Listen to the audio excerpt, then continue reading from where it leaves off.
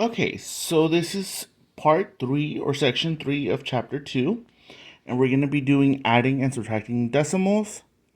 And I'm also going to include section 4, which is multiplying and dividing decimals. Okay, I'm mostly concerned about the dividing decimal because I know that tends to be the bigger problem. Division itself is difficult for a lot of people. And then you throw in decimals and oh boy, it causes a lot of problems. But I'm still gonna go ahead and go over everything, one or two example of each, and then I'm gonna focus on the division. Okay. So here's the first problem. It's adding. Okay, and you'll probably see it like this, just because they want you to have a hard time with the direction of the addition. Right? They're trying to see if we can solve this problem. So the first thing we gotta do, if you are presented like this, we can always make it vertical. So, or if you know your place value, you know that I'm going to add my hundredths with my hundredths. So you're only going to add those two together. My tenths with my tenths.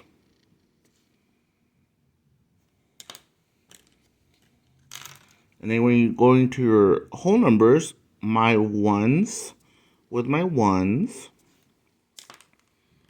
And lastly, my tenths with my tenths. So when you do that, you're able to just add them together. So if I go 3 plus 5, 3 plus 2, you get 5. I'm going to put it in green because that's the color that I did. If you do 6 plus 2, you get 8. You put your decimal there. 8 plus 1 is 9. And then 1 plus 1 is 2. Right? And so if we do this vertically, and I gave space here on purpose so I can do it. I'm just going to do 11.62 plus 18.23. And then we just add it normally. Of course, we get 5, we get 8, we bring down our decimal, 9, and 2. We got the same answer, right? And so if you see it this way, you'll save time because you don't have to set them up again and then add them. You just go ahead and go, okay, 5, 8, 9, and 2. And that's it. The decimal, well, with addition, it doesn't move. It stays in its place. Okay? Then the next one, subtraction is exactly the same thing, but instead of adding, we're going to be subtracting. So we're going to do again, the hundreds with the hundreds. My tenths with my tenths.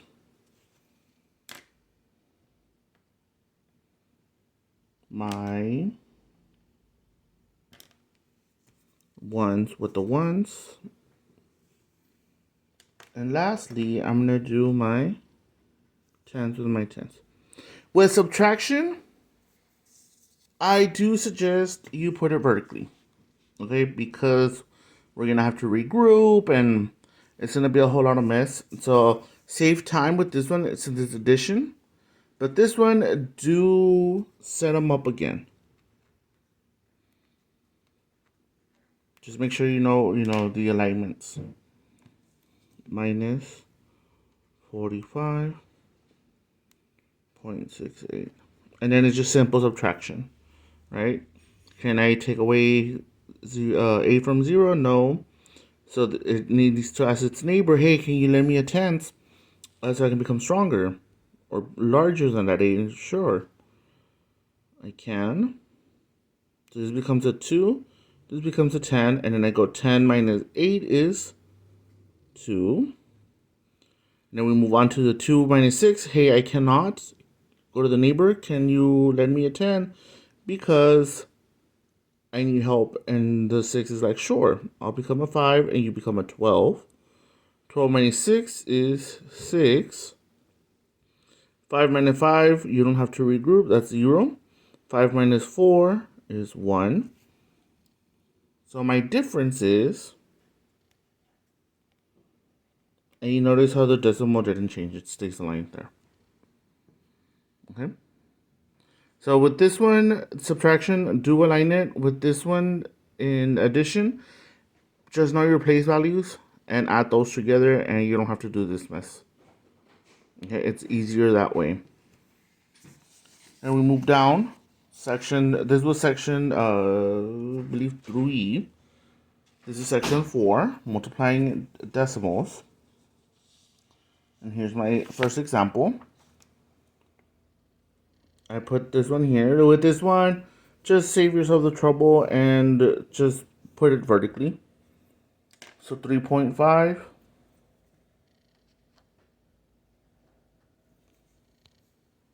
times 4. I always recommend putting the larger, or the one that has the more digits on top, and then the bottom one will be the one with the lesser digits.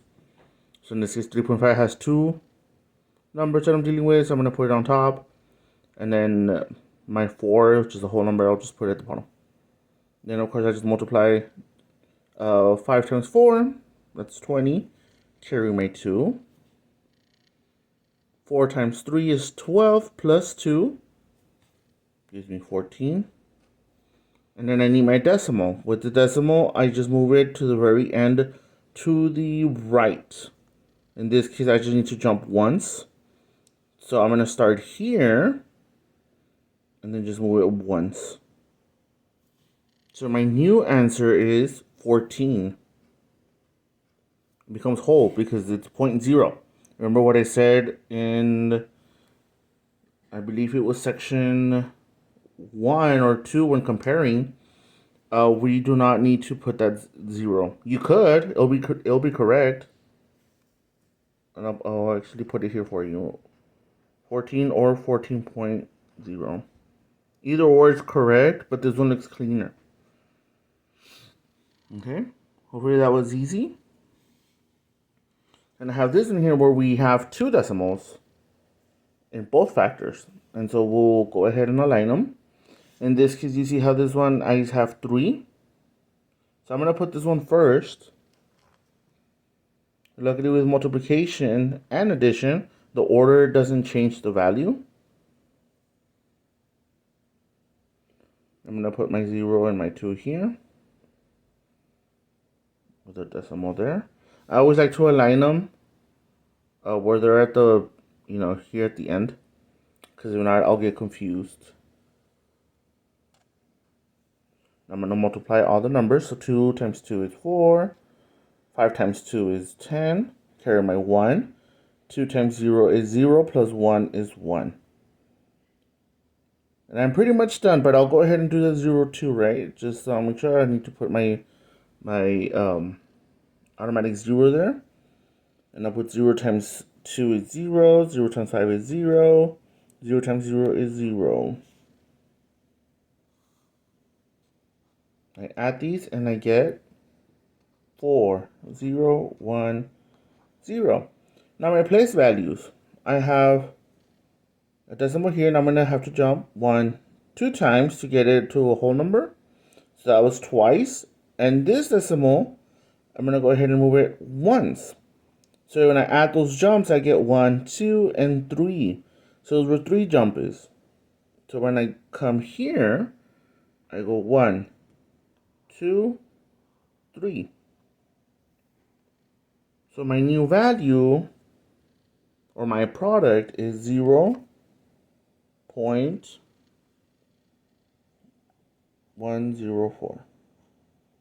This is a 0.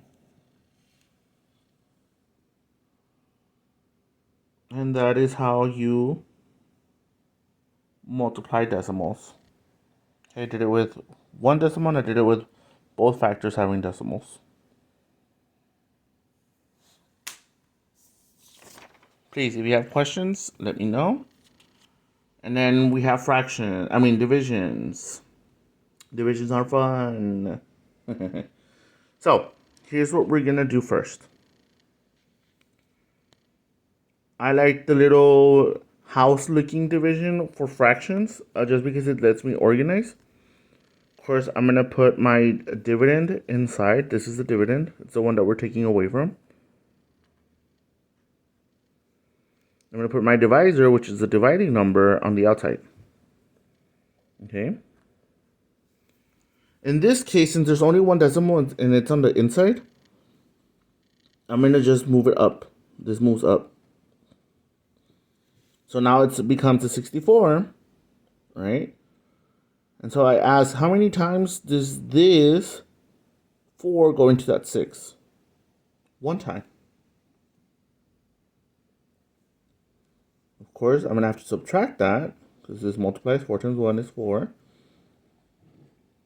Subtract that. I'm going to ignore that 4 for now. 6 minus 4 is 2. And now I bring down my 4, and it becomes 24. And now I ask, I notice the decimals there, so I cannot put a number in between. So the number that's next is going to go up here on the left side. So I go 4 times 24. I get 6, right? 4 times what number gives me 24? 6. 24. I'm going to go ahead and subtract that. I get a remainder of 0. So I'm done. So my new answer is 1.6. The decimal didn't really move. It just stayed in place when I'm dividing by a whole number. Okay. But what happens if we have a decimal on the outside, on the divisor? Well, let's go ahead and jump into it. I'm going to have my little house. I'm going to put my dividend in the inside. I'm going to put my divisor on the outside. So what do I do here? That looks ugly. I like to work with whole numbers. So I'm going to make this into a whole number. How do I make that into a whole number? I'm going to make this decimal jump one time on this side. And now I have a whole number of 8. Right? So I don't even have to worry about that decimal anymore. But what I do to one of the, what I do to the divisor, I have to do to the dividend. If not, I change the value completely. So I made it jump once. So I'm going to make this one jump once as well. So this decimal now is here. Okay. So then I ask, how many times does the 8 go into 7? None. So I can put the 0 here. I'm going to put an invisible 0. So then the 7 asks that 2. Hey, I need help because this 8 is trying to divide me. So now it becomes a bigger number. So I ask, how many times does the 8 go into 72? Well, that's 9. 8 times 9 is 72. So I'm going to divide that, or not divide, but subtract it. 72 minus 72 is 0. And I have this 8 here that I'm going to bring down. And now I ask, how many times does 8 go into 8? Just once. Minus 8 gives me the remainder of 0. So I'm done. In this case, my 91 is a whole number. I didn't have to put any numbers on this side. So I can put an invisible 0 here, or I can just ignore it. My new answer is 91. The decimal disappeared. I don't have to worry about a decimal right now. Again, you can put it in case you want to put it. That's still correct. Okay, or just leave it as 91. That's also correct. I hope that made sense. I make my divisor into a whole number, but how many times I move my decimal, I have to move in my dividend as well. Okay, this one just worked out that, hey, I just moved it once, and this one, if I move it once, it becomes a whole number. Say if it was here, the decimal, and I move it once, well, then this decimal would have been in between that 9 and that 1. Okay, let's look at this one now. We're gonna do one more example. And again, I'm gonna change colors. I have my little house. 5.5. I'm gonna put my divisor on the outside. Again, I have a whole decimal on the outside. I don't want that. I'm gonna make it into a whole number. I just have to move it once. I do the same thing to this one. Then I ask how many times does a 5 go into that 5? Just once.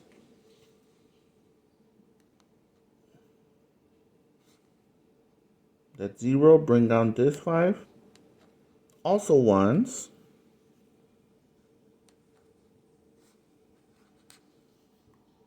And again, I have a whole number.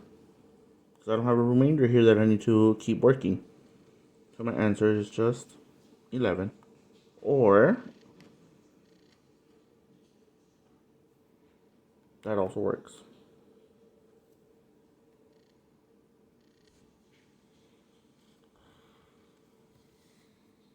Hopefully that was a good refresher on dividing with decimals. Because I don't think you're going to get these type with a calculator. So you will need to know how to do it by hand.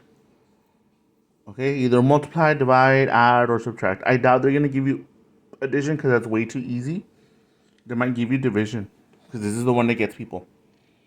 Okay, so that's why I wanted to give it its own, 3 problems here so that we can practice.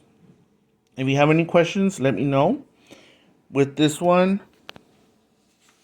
the practice, it's on page 17. Okay, and you'll have divisions and multiplication together. So pick what I would probably focus on the division part. Pick at least 3 for you to work on and see if you understand them.